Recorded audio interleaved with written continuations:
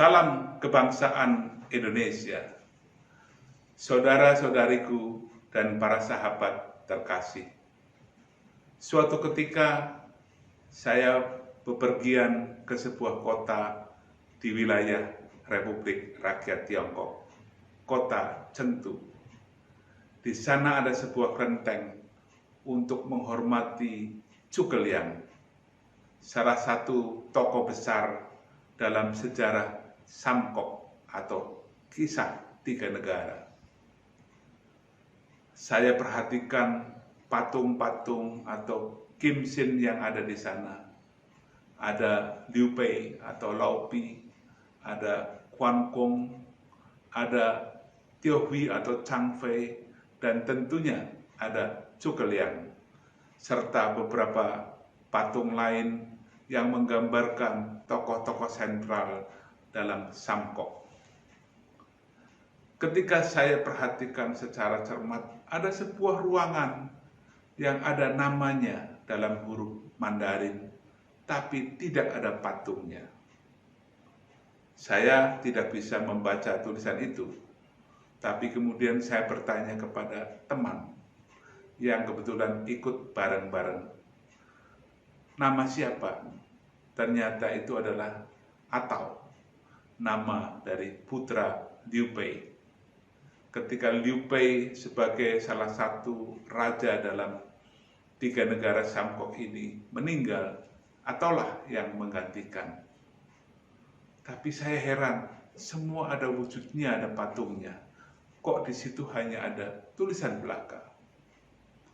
Belakangan saya merenung.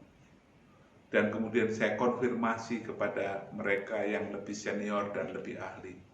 Ternyata dugaan saya benar, bahwa para sejarawan zaman dulu begitu cerdik menuliskan sejarah yang tersurat maupun yang tersirat.